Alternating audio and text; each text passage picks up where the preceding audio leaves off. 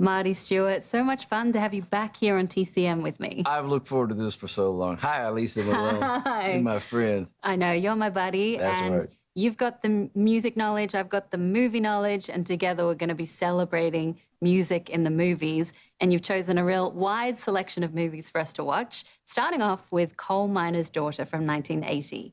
Now, this is a biopic of Loretta Lynn, and she really had this amazing story, rags to riches, almost a mythic tale of her success. That's right. Country music has produced a lot of bona fide folk heroes. The Man in Black, Johnny Cash, the Red-Headed Stranger, Willie Nelson, the Poet of the Common Man, Merle Haggard, Queen of Broken Hearts, Connie Smith. But arguably, the one that people love the most is Loretta Lynn, and they love her story. And as you said, biopic, there's been a lot of biopics. A lot of my pals are getting biopics made about their lives. Some right, some wrong. But I think they got it exactly right on Coal Miner's Daughter. Yeah, I was going to ask you about that because Loretta Lynn chose Sissy Spacek to star as herself. She apparently looked through a selection of photographs and saw this lovely freckled face and said, I want her. And Sissy Spacek was like, really? I'm going to play you? And it took a little bit of convincing, but she really committed. And I think that's what's so impressive to me about this movie is Sissy Spacek. She sung live, sung like Loretta Lynn, and she did the accent, and she really got into character, so much so that I think she stayed in character in between the scenes, and people didn't really know if that was how she sounded in real life or not. Do you think she captured the spirit of Loretta Lynn? Oh, I think without question. And they became friends, soulmates. Sissy and Loretta were friends till the day Loretta passed away. Tommy Lee Jones got it right with Loretta's husband, Doolittle. If you knew Doolittle, you went, that guy nailed it. Levon Helm as Loretta's father back in the old days in Kentucky. Another thing I thought was really cool about this film is folk tales and history kind of danced alongside of itself, meaning that there was a lot of old Opry performers, Ernest Tubb and some of the announcers and the Opry people that were still around back when this show was filmed. And it just worked beautifully. And the other thing that I think is important to me to point out about Coal Miner's Daughter is the power of a great song with a great life, properly sung at the proper time with a film behind it. Loretta was a hit-making legend, well into her career. But the song and this movie came along, and when it happened, the movie was a big hit, right? And it changed everything for Loretta. And she had to sing that song every time she walked on stage for the rest of her life. It was huge. What was the importance of Loretta Lynn within country music? What did she bring to the genre? I think she was one of the first ladies that just absolutely bulldozed a path that had kind of been set up. She sang about things that, subject matter. She took on subject matter, the pill, and she was so delightful and so charming. She got them with a smile and with that Kentucky charm, but she was a smart lady. But I think if you took Loretta's presence out of country music, there would be a big, big, big, big void. And she was a big success. She was beloved by a lot of people. And you mentioned Levon Helm playing her father, and he was a musician himself, right? He was in the band. Yeah. Well, Levon was a great rock and roll star, but Levon also happened to be one of those authentic characters from Arkansas who could just show up and play any part. He was kind of like Spencer Tracy, but he was always Levon. Yeah. And that's what everybody loved about Levon. Yeah, apparently he would gather musicians at night, like local musicians, just for a jam session. We only get to hear a little bit of his voice, but he is lovely as the father. You mentioned Tommy Lee Jones. This was pretty early in his career. He had been working in film and TV for about 10 years, a lot of supporting roles, but then he was in Rolling Thunder and The Eyes of Laura Mars. And here as this character, he's charming, he's frustrating, he's all of those things, a very complex character. Very much so. And Doolittle Lynn, Loretta's husband, was just as much a folk hero and a part of that tale as Loretta in many ways. The scenes in here where she's in the car and, changing her dress in the back on the way to a radio station and handwriting cards, that's all true because we have some of those handwritten cards in our collection at the Congress of Country Music. But every bit of that is true, and I think it just adds to the authenticity of the tale. Yeah, he really pushed her into going into country music, and you kind of need those champions behind you, especially when you have such a leap to make, and that's what's amazing about her story. you see where she started in this film and where she ended up. I mean, that's a huge trajectory, kind of the American dream, really. Well, I think absolutely. And she was a global icon. And I think beyond the film, beyond the hit songs, the legacy that she leaves behind is that she inspired, you know, generation after generation of people, that no matter where you come from, it's all right, you know. Yeah. Follow your heart, follow your dreams, and if it's meant to be, you'll get there. I love that. Well, let's take a look at the film. Here it is from 1980, directed by Michael Apted. It's Coal Miner's Daughter. Well, Marty Stuart, it's so much fun to talk with you about music in the movies. And, you know, I thought Sissy Spacek did such a great job with Coal Miner's Daughter, singing like Loretta Lynn. And we should also give a shout out to Beverly D'Angelo, who played Patsy Cline. That is a hard voice to replicate. Yes, she did a great job. In Sissy's case, she had Loretta to go and visit. But Patsy was, you know, long gone. But I thought Beverly did a great job. What do you think about music or biopics where actors sing as the people that they're playing? Because I think sometimes it works out, as in our film. Sometimes it doesn't quite capture the legacy of that person or why they were so important or special, why they were a voice of their generation. Sometimes singers probably should remain singers and actors should remain actors. Sometimes it works out and sometimes it don't. But again, in this case, it did work out. Yeah. Sissy Spacek won the Oscar for her performance as Loretta Lynn. The direction, I thought, was wonderful as well. Michael Apted, he was actually from England, and so he brought an outsider's perspective. And in doing so, he really stayed away from all the stereotypes that you think about of people from the Appalachian region. I thought he directed that pretty beautifully. Job. Yeah. Beautiful job. And, you know, when I go to Europe and tour, when we go over across the water, to tour, I find that a lot of times the perspective about the reality of what we do over here, as far as playing music, is a lot better over there because they have a different take on what we do. And I think they hold our feet to the fire when it comes to authenticity, which is a big word anymore. But I loved his perspective, shooting the Appalachian people. Yeah, and very authentic, the film. We saw a little bit of their house in Hurricane Mills. Tell us about that town. Well, I think Hurricane Mills is a stop. There's a lot of people, you know, that love to follow where films were made or where music was made.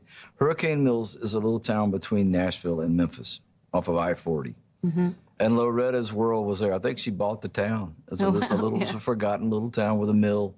And all of her world was there. I think there's an annual Loretta Lynn rodeo and those, you know, motocross, those kind of things. But what's there that's of interest is her archives, a little mom and pop museum.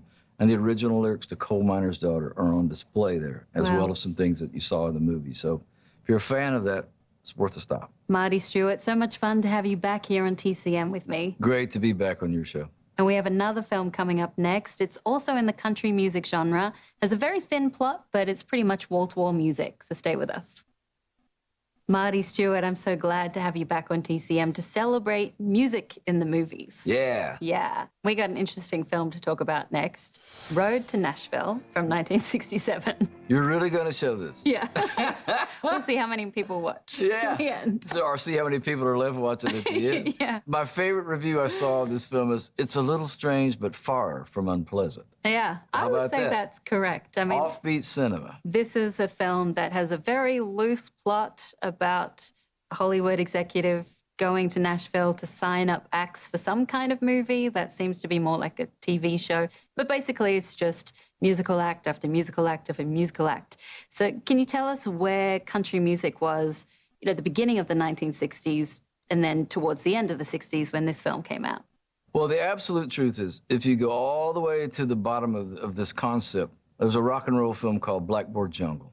And inside of Blackboard Jungle, Bill Haley in the comments had a song called Rock Around the Clock. And people responded to it, and then all of a sudden, here come these movies like Don't Knock the Rock, High School Confidential, which was basically about the same thing about rock and roll that we're about to watch with country music. Well, the rock and roll revolution hit. Elvis and his pals pretty much wiped the country music industry off the map in the late 50s, early 60s. And so the country music industry is very resilient. They've always been very smart. Guitar case here, you know, briefcase here. But the way they got back into the game was a lot of their stars had 30-minute syndicated television shows. But these kind of films that we're talking about, we're about to watch, Road to Nashville, there was about a dozen of them in all. And they would call upon stars like Zsa Zsa Gabor, or Mamie Van Doren. In this case, Doodles Weaver. And just as sexy. They would bring up these Hollywood stars and come to Nashville and make these movies. And it was kind of a pay-for-play thing. Sometimes you had to pay to get your act on these movies. And so, as you said, the plot was nil. Yeah. It's generous to say there even was a plot. Yeah. But the redeeming factor of all these films that were made down through those years to put country music back in business was the performances by so many legendary country musicians, which is some of the most beautiful footage and snapshots we have of these people. Of all those movies, Road to Nashville has always been one that stayed above the fray. It always had a deep cult following, even when you had to find it on Betamax and then VHS and then DVD. There was always a bootleg copy of it floating around. And the fact that it's coming to life on TCM tonight is a big moment for this film, I think. Yeah, well, I think it is important to capture these musical acts as they were at that time. So it ends up being a great little time capsule. And right at the center of it all is a young lady called Connie Smith, your wife. And I wondered if you would indulge me by telling me about the first time you both met, because I love this story. Well, Connie was my mom's favorite singer. She hit the airwaves in 1964 with a song called Once a Day. And she became this overnight, big star in country music. She was a housewife in Ohio, and then all of a sudden she was a star. So my mother loved Connie's singing, and she came to my hometown down in Mississippi to play, and this would have been in July of 1970. And it was a big night for us at our house because Connie Smith was coming to town. And I had my mom take me and buy me a yellow shirt so Connie Smith would notice me. And after the concert, my sister Jennifer and I got our picture made with Connie Smith. I got her autograph. And she didn't seem to notice me. I don't know why I thought she would. And on the way home from that show, then I told my mom, I'm going to marry Connie Smith someday. And it took me 25 years to talk her into it. But that's amazing. If I'd seen this movie first, I might have had second thoughts. I think she's really sweet in this film. It's great to see her sing. So you've got Connie Smith, Johnny Cash makes an appearance, but who are some of the other musical acts that people should look out for? Lefty Frizzell, the great Lefty Frizzell. The Stonemans were a legacy act that had young kids in the band. It was like, surf music on Stun, the Osborne Brothers, some great bluegrass. But Connie always, when you mention this film, it always comes with this. But I think she did a great job. Yeah, she was pretty as she could be. And there's a scene where, at the very top of the film, where she picks up Doodles Weaver, Colonel Fiedelbaum, at the Nashville airport, and it's the first time she ever drove a car. That's amazing. Well, let's take a look at this film. Here it is from 1967, Road to Nashville. The end, Marty Stuart, just like that, ends on Marty Robbins and his band singing. I mean, there were some great musical acts, and it's fun to see them perform at this time in Technicolor. My mom named me after Marty Robbins. Oh, really? El Paso is the song that finished out the film. And Marty Robbins, I think one of the other things that happened in these kind of films, they would find somebody in Nashville to partner with. And Marty Robbins probably was the guy picking up the phone going, hey, you want to do a movie? And because he was inclined to do films, because he could do it all. He could do it all. I have a question. Do you think anybody's left out there? I'm not sure. Maybe we got some new country music fans in the process. I would hope so. I mean, it's fun to see Johnny Cash, the Carter family, so many great musical acts, and Connie Smith, of course, your wife. Yeah, Cinderella Girl, as they call her. Does she have any particular memories of making this movie? She always goes back to her first time driving. She always goes, I can't believe I did that. I can't believe I drove and I had to do it in a movie. But she just kind of, as Connie does, she just kind of goes, and keeps going. But, that's part of Connie's mystique is she goes, and keeps going. Everybody else goes, that was brilliant. That was awesome. Yeah. And this kind of movie really did help country music and the artists who played in them. Mission accomplished. Yeah. Because, as it happened for rock and roll in the 50s, and I think the country music world saw how rock and roll helped, inspire that revolution and blow it up. The same thing happened for country music. It worked for rock and roll, it worked for country music. And by the end of the 60s, Johnny Cash had stepped out of some, tough years in his life and went to Folsom Prison. And that record just blew the top off of everything. And then Johnny Cash went back to San Quentin and he came back with a boy named Sue, and the country music industry was off and running again. But it was a tough decade in lots of ways. Yeah, but it came back strong. Yeah. Well, Marty Stuart, thank you for being on TCM tonight. Honored to be here. And speaking of Johnny Cash, next we'll see Johnny Cash with a machine gun. Yeah. So stay watching TCM. Up next, it's Johnny Cash in Door to Door Maniac. Well, I feel honored to have country music legend Marty Stuart with me here tonight on TCM. I am honored to be here with you, Alicia Malone. We are celebrating music in the movies, and next we have a movie that I had never seen before, but I'm sure glad that I did. It's called Door to Door Maniac, or the original title, 5 Minutes to Live, starring Johnny Cash. So first off, just tell us, where was Johnny Cash's career at this point? This was 1961. He was coming up out of his original launch as a rockabilly artist in Memphis. And he and Elvis and Carl Perkins and Jerry Lee Lewis and Roy Orbison, they all hit out of Memphis. And as the early 60s started to happen, those other guys kind of, they just took their path, but John took a completely different path. And he was another one of those artists that kind of had it all. And by this time, I think he had a manager that said, you need to be in the movies. Like Elvis? Like Elvis, and you need to do this. And so he moved to California and went after movies. He got some bit parts in, some like 30-minute Westerns and those kind of things. And he did this film. And oddly enough, the only other big screen film he ever did was in 1971 with Kirk Douglas called A Gunfight. Yeah. John was really the king of the small screen. There was a magic about him, especially in black and white. He was bigger than the world. And it just translated really, really good on the television screen. But he went for it in this film. He sure did. But he had a song, probably his most famous line was in Folsom Prison Blues. It says, I shot a man in Reno just to watch him die. And I think this character that he plays, Johnny Cabot, the door-to-door guitar lesson, that probably could tie into that line, I shot a man in Reno just to watch him die. I mean, this is one of those drive-in exploitation films. It's kind of like a bank heist movie, but then it turns into a home invasion. And as you mentioned, Johnny Cash is Johnny Cabot, this criminal who, is very liberal with his gun, and he seems a bit of a psychopath. He's also wild with his acting, Johnny Cash. I love the peaks and troughs that he takes, and the whole acting of all the cast, including young Ronnie Howard. How about that? Yeah, is very uneven, but that's part of the charm of this film. It's really just a fascinating piece of entertainment, particularly because it stars Johnny Cash. And I think that's what makes it fascinating. But it also stars another country music pioneer, right? Merle Travis. Merle Travis. Merle Travis was the first country music renaissance man I ever met as a young musician. He was a great songwriter. He was a guitar stylist. He was a Western fashion hound. He was a video pioneer. He was a television pioneer. He could do it all. He wrote the song 16 Tons. That's so famous that Tennessee Ernie Ford had a big hit with. Global song. But Merle Travis was the guitar player in this film. I love the title track.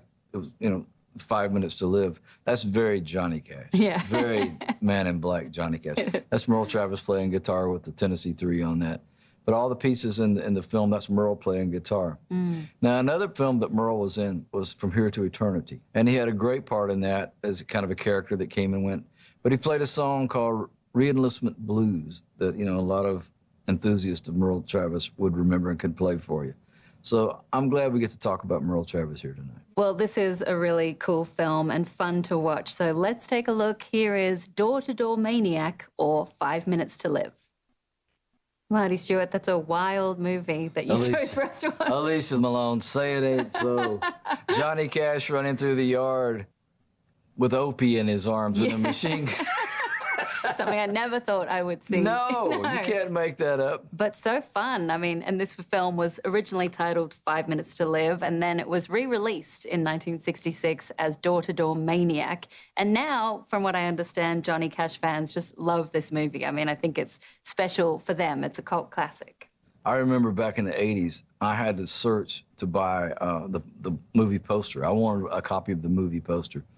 And I think I found it in England.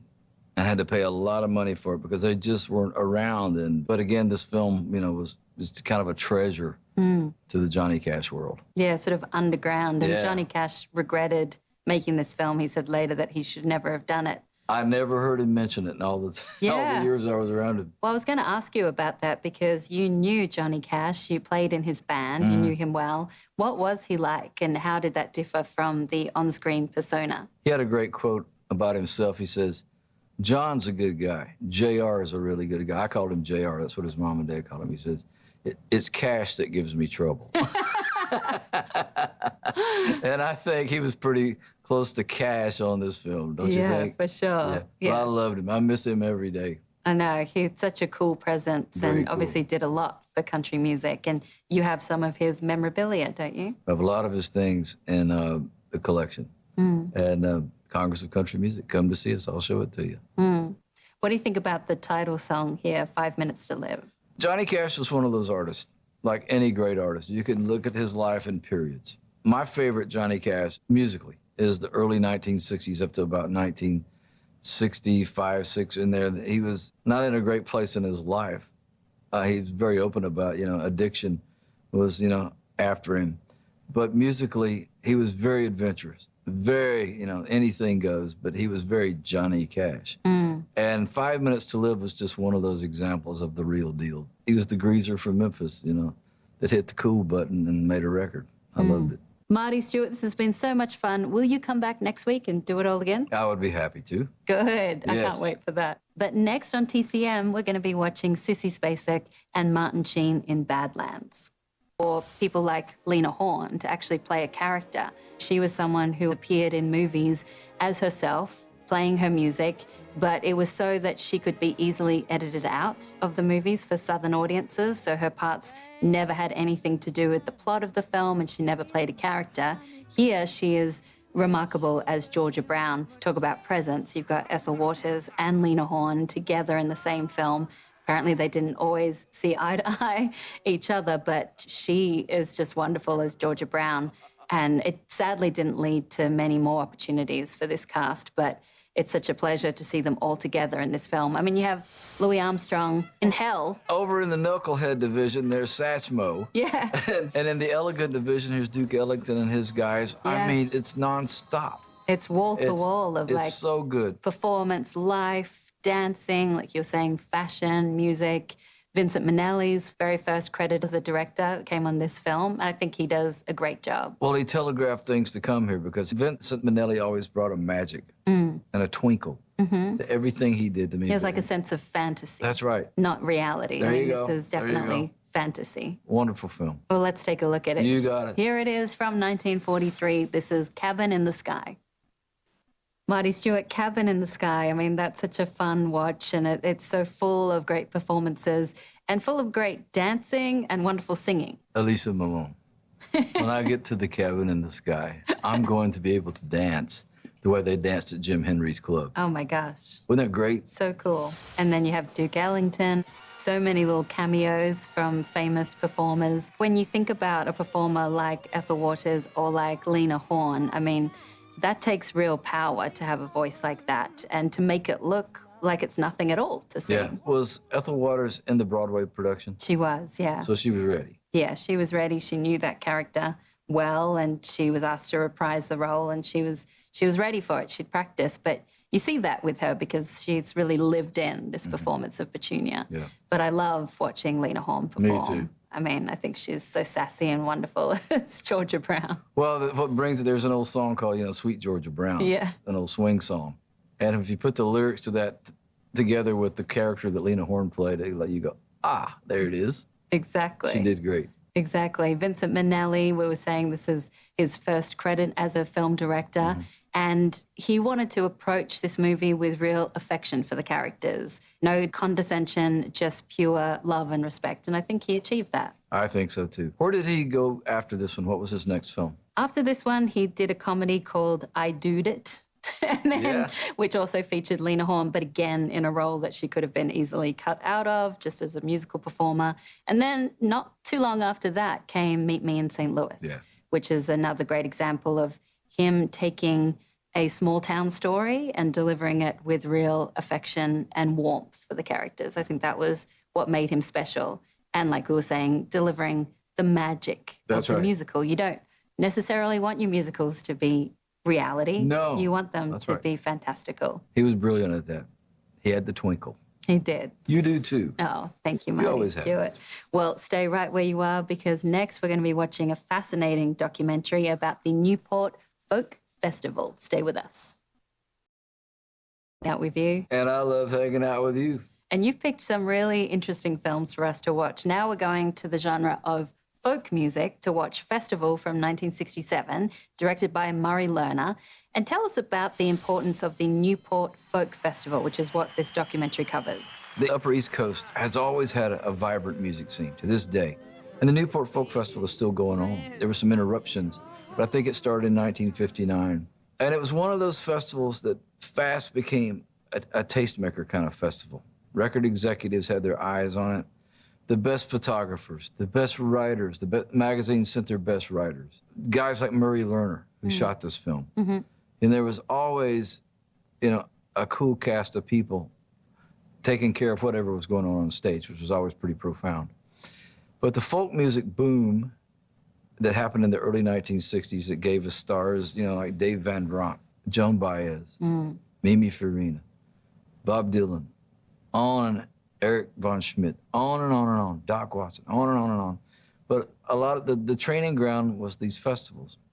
And the thing I love about festivals, whether it's a film festival or a music festival, it's about the joy of discovery for me. Because I always hope to see my favorite thing that I went to see at the film festival or the music festival. But what I learn about when I'm at a festival is what I love taking home with me. It's like, I didn't know that. And that's the joy of discovery. And Mr. Lerner compiled from 63 to 66 these performances that put this film together. Newport kind of laid the groundwork for Woodstock, which was in 1969. Still that part of the world, Upper East Coast. But the thing that really struck me about this particular film is the audience coming into the festival grounds. Yeah. It was vastly different from Woodstock. This looked like the university let out. Yeah. It was students, beatniks, intellectuals, hippies, regular folks. But they were going with folk music on their mind because folk music had something to say. And the beauty of folk music, it was kind of, Pete Seeger was the chief at that time. And Bob and Joan wound up being the king and queen of the movement at that time, later on. But these people had something to say. And they were after something. And they were looking, I think, for things inside themselves and their own lives. They were looking for truth. Yeah. And folk music provided that in a lot of ways. This is an incredible document and a very important document. Absolutely, because it does capture this very specific moment in time when the times were a-changing. Yeah. I mean, so much was happening in the world. I love seeing the audience, as you mentioned, coming in the gates, also talking about why they love folk music. I love how involved they were politically, how much they cared about what was happening in the world. And I also love watching the audience watch the music acts because it's very different from what you imagine a summer festival to be these days. With people with their phones, they're up dancing, they're singing. Here they're just sitting, watching politely and nodding. It's a very quiet, polite crowd. Everything about Newport looked famous to me years before I ever saw it in person. The microphone, the production, everything about this place looked famous. The setting was right for a lot of great things to occur. And that's what happened. And a lot of those things that happened have spawned what's going on this very minute. I mentioned Bob Dylan and Joan Baez. Well, today in that roots world, you might find Billy Strings and Sierra Farrell as the new king and queen of that whole world. But it started at Newport. So this film is so important, and Murray captured the spirit of it. Yeah, he really did. I mean, he's an interesting director. He was 36 at this time. He graduated from Harvard. He saved up the money to buy the film equipment and started out just trying to capture bits of this festival just as a volunteer, just for prosperity's sake. But then he started to realize there was a larger story at play. And you get to see some amazing acts, like you mentioned, Bob Dylan, Joan Baez, but also Johnny Cash shows up. I mean, there was country music there at the festival, blues and gospel. It really was like a melting pot for all these different genres of music all coming together. Peter, Paul, and Mary, they were passionate about the lyrics, and I loved watching Mary Travers. You mentioned the audience. I don't think there's some shots of Mary Travers in the audience just being a spectator as well. So everybody was kind of a student at that time. Yeah, well, let's take a look. Here it is from 1967. This is Festival. I mean, Marty Stuart, don't you wish you could time travel back to that festival and just be there during those years, during some pivotal moments like Bob Dylan going electric? Absolutely. And it was electric just to watch this. I mean, it electrified the place. And there's a lot of controversy still to this day about, why he got booed, how much he got booed. But, regardless, it changed the course of things. But, speaking to the current moment, Newport Folk Festival is still alive and well. And I think a couple of years ago, Joni Mitchell, the great folk queen, made her return there. And it made a lot of difference in a lot of people's lives, her performance and the people that showed up to surround her.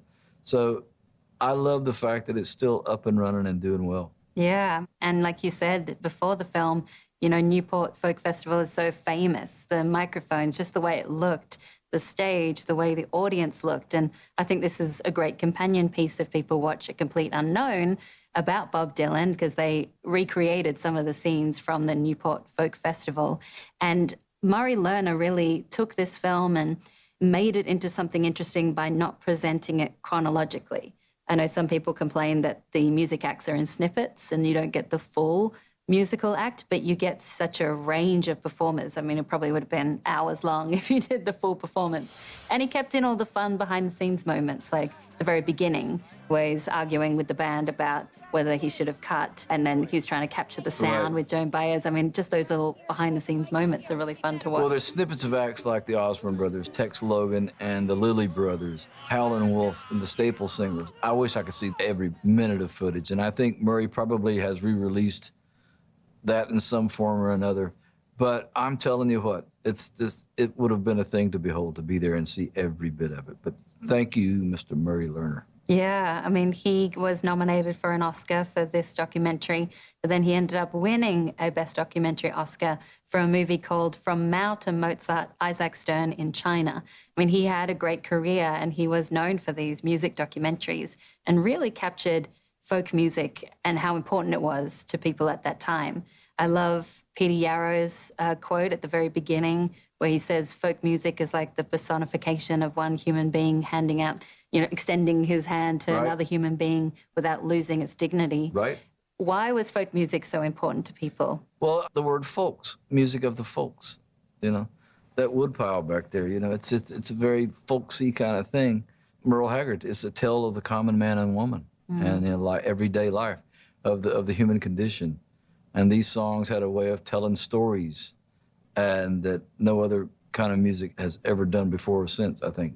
Folk music has always been the best at telling stories. Yeah, do you think it's also the most political of genres? It seemed to directly speak to what was happening at that time in the country. I think so. Woody Guthrie, especially, those folks back in that time, Cisco Houston, and Woody and all of those characters, they spoke their mind and paid the price for it. And they were, blackballed in a lot of circles. But, if you look back at Woody's words today, they ring true.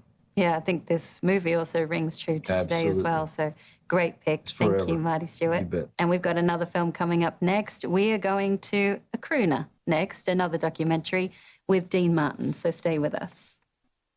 Marty Stuart, welcome back to TCM and more with your celebration of music in the movies. This has been so fun. It's been a wonderful ride. Thank you. Well, I could talk to you all night, especially about the subject in our next movie. We're watching King of Cool. It's a documentary from 2021 all about Dean Martin. So tell me about your association with Dean Martin. When did you discover him? What did you think of him? Were you a fan? I was a huge fan. His television show was very popular back when I was a kid. And I loved his records. You couldn't get away from Dean Martin. He was an actor. He was, TV host, great recording artist. My favorite part of his show when he would go over to his chair in the set and sit down and sing you a song. And I learned a lot, even as a kid, what I noticed that the director didn't do a lot of fast cuts like we do these days. But he would, basically it was a two-cut. He would go in on his face, in and out, get into the lyrics of the song, maybe a different cut on the chorus. But it's like that's how he became my friend. He sang to me. And I thought, that is so cool. And as I got into, watching his films, it was the same thing. His sister-in-law, I think it was, and this documentary refers to a song that he and Ricky Nelson did.